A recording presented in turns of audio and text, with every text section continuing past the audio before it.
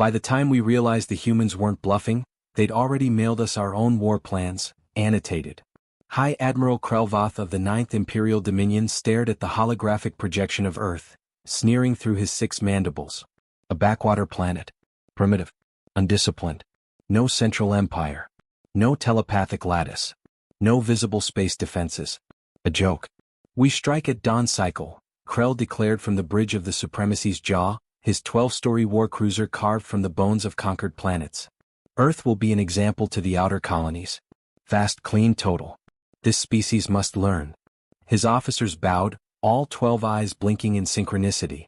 Meanwhile, in Earth orbit, on board the human vessel Rogue Deborah, things were less synchronized. What the hell is that? Steve asked, balancing a half-eaten burrito on the console as the alien fleet entered scanner range. Did someone mod the Stellaris UI again? Admiral Briggs, a grizzled woman with silver hair and a voice like gravel dipped in espresso, leaned in. That's not a game mod, Steve. That's real. Steve blinked. Cool. So, do we fight? Briggs cracked her knuckles. Oh, we do worse than that. Earth's Defense Command was, to put it charitably, unconventional. The Rogue Deborah was part of the Oh Crap Contingency Fleet, a collection of experimental, illegal and questionably piloted vessels built under the table with budget leftovers from the World Cup's halftime shows. Briggs issued orders like someone placing a fast food order under fire. Deploy the Jones Protocol. A junior officer paled. Ma'am, that involves the inflatable moose decoys and... Yes, she said. And put Steve in charge of psychological warfare. Steve grinned.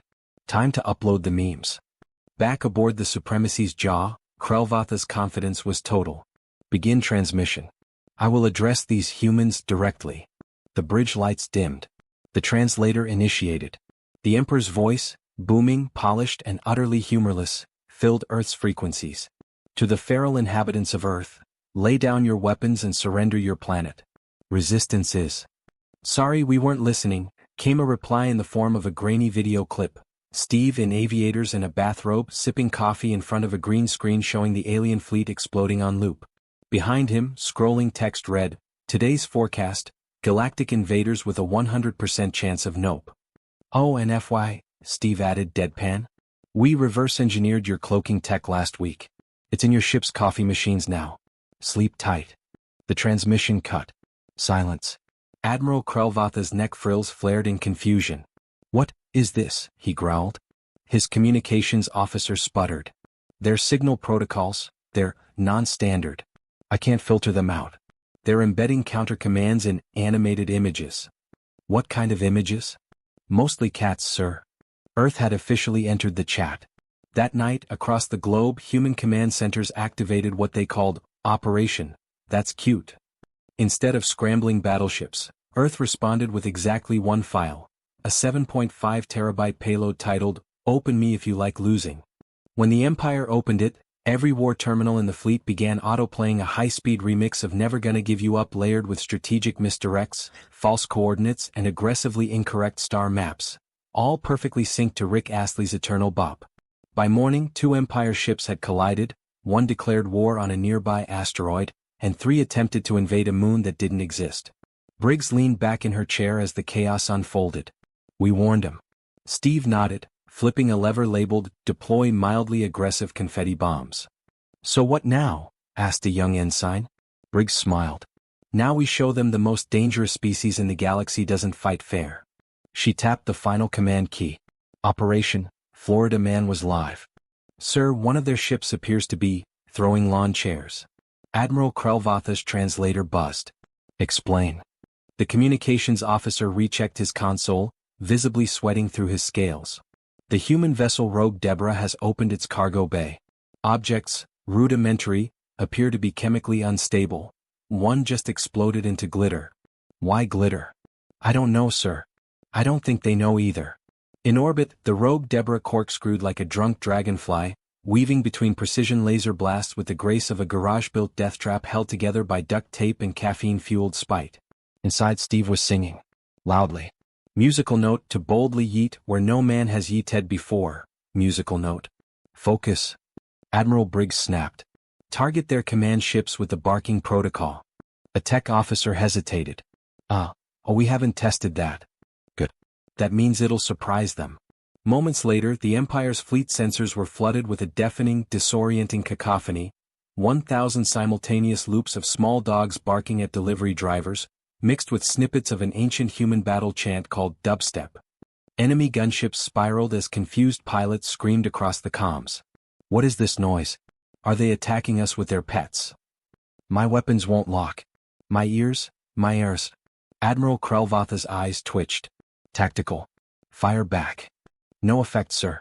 Our targeting software keeps locking onto a piñata. What's a piñata? We don't know. It's filled with candy and dread. Meanwhile, on Earth, a dozen world governments live-streamed the invasion with commentary by unpaid interns and retired wrestlers.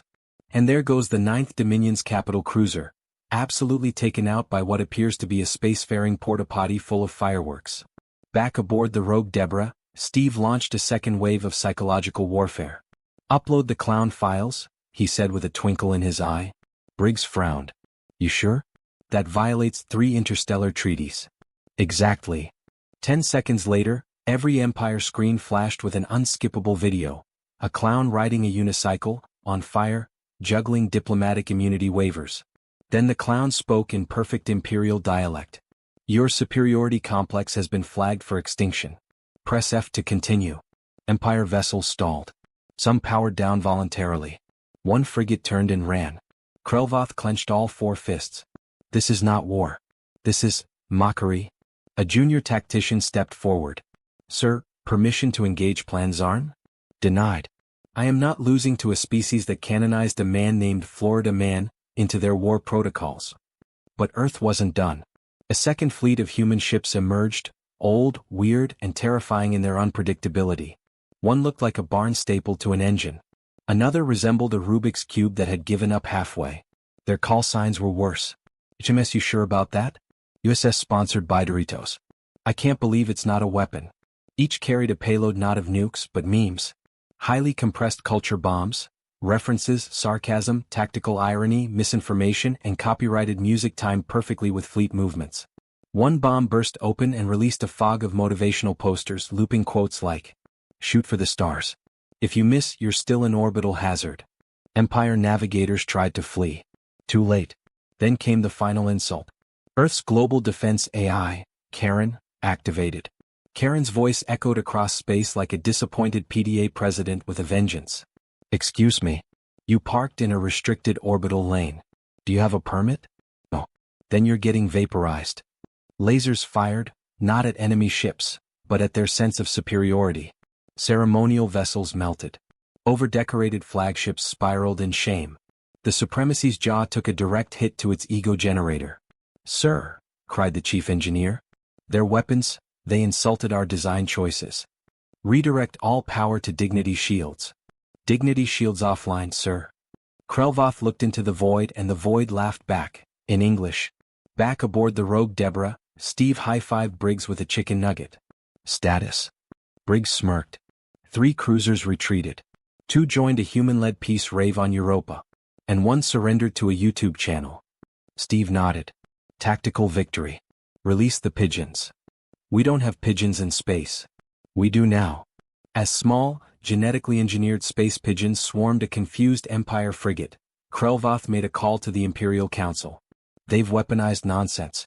We're not fighting a military, we're fighting a meme. Council silence. Then a single voice, proceed to level red. Red was only reserved for planet destroyers. Or worse, humiliation-proof threats. The Empire was beginning to panic. Earth was just getting warmed up. They're not here to win, Krelvath whispered. They're here to ruin us. The Council's emergency transmission cut through the static. You are now authorized to deploy full psychological countermeasures.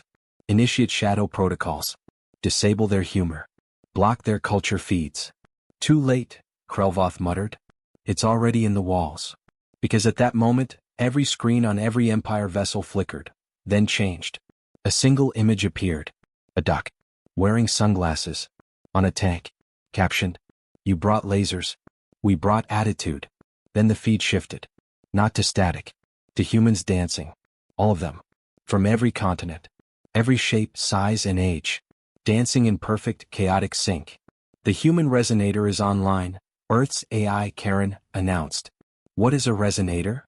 Krelvoth shouted. The response came from a rogue Imperial scientist, now defected and sipping an iced mocha. The resonator is not a weapon. It's a signal amplifier. It doesn't destroy minds, it syncs them to human rhythm. And across the Empire fleet, it began. Officers tapping their feet. Pilots bobbing their heads. Generals humming Britney Spears under their breath. "Turn it off." Krelvoth screamed. "Sir, I can't. I'm doing the Macarena. Help me." Fleet cohesion collapsed. Commanders refused orders because they were too busy trying to floss dance. A dreadnought captain mistook TikTok challenges for strategic objectives. The Empire's most decorated war hero was last seen attempting the worm across the bridge of his battlecruiser. Earth's ships surged forward, slowly, dramatically, and to the beat. Their formation wasn't tactical, it was stylish. A conga line of warships, blasting synchronized pulse lasers that didn't even aim for critical systems. They were spelling words. "Hello. Nice try. You are trash." Admiral Briggs grinned aboard Rogue Deborah. This is what happens when you teach a culture to fight with nothing but rage. They never expect coordinated mockery. Steve pointed. "Release the final phase." Briggs blinked. "You mean the forbidden one?" "Yes. Operation Goose." A hatch opened. A goose in a tiny spacesuit floated out. The goose honked. Every Empire ship recoiled. One frigate exploded from sheer emotional distress. Because deep in their archives, long suppressed, the Empire had recorded the Goose incident of Mars, where 12 elite units had been chased off-world by a single aggressive Canadian avian. And now it had returned. Weaponized. Goose cam activated. "Honk," the creature said again, head-butting a sensor array with extreme prejudice. Back on the command ship, Krelvoth could barely form words. "They've turned irrationality into artillery. How do you counter that?" No one answered. Because just then, a second resonator wave launched, not just visual and auditory but cultural. It wasn't noise. It was Earth itself, compressed, chaotic, a blitzkrieg of thousands of years of music, memes, cat videos, guilt-tripping mothers, barbecue recipes, conspiracy theories, and reality television, shot directly into the data cores of the Empire's tactical AIs. And the machines crashed. They didn't just malfunction, they gave up. One wrote poetry. Another started a podcast. A battlecruiser's mainframe demanded parental leave. The Empire's most advanced ship, the Fong of Dominion, simply changed course and broadcast. "We're not paid enough for this. We're going home." Back aboard the Rogue Deborah, Steve sipped from a mug that said, "One Space Dad." Briggs looked out at the crumbling fleet. "They're broken. Not just physically. Existentially." Steve nodded. "Let's hit him where it really hurts." "You don't mean?" "Oh, I do. Upload the reviews." And across the galaxy, thousands of alien Yelp-like review networks were suddenly spammed. Empire leadership, 1 star. Rude, no sense of humor, got obliterated by sarcasm. Would not recommend invading Earth. The humans clap when planes land and bite during diplomacy. Got chased off by a goose. Unsubscribed. The Empire's reputation shattered. Alliances crumbled. Tribes long intimidated by their supremacy began defecting. And in a final act of chaotic mercy, Earth broadcast its ultimate message to the galaxy. Musical note, never gonna give you up, never gonna let you down. Musical note. It echoed through every comlink. Unblockable. Eternal. Rick Astley became the face of defiance. Back on the Empire's command ship, Krelvoth fell to his knees. "We weren't defeated," he whispered. "We were memed." He looked up at the starry void, now echoing with dance music and human laughter. "They're not the strongest. They're not the fastest. But by the stars. They're the most dangerous species in the galaxy." "They're the most dangerous species in the galaxy," Krelvoth said, broken on the deck. And just then, the music cut. The lights dimmed. Every human ship halted.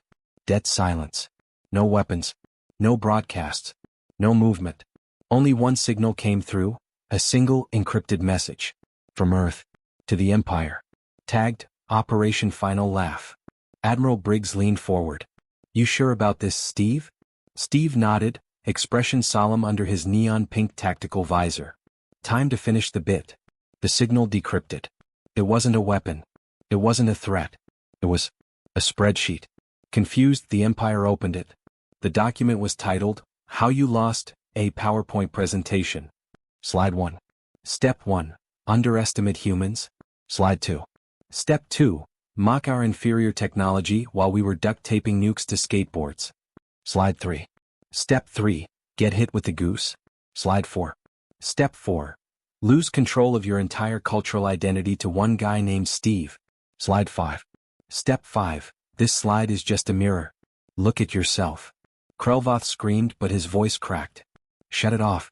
Shut it. Oh. Too late.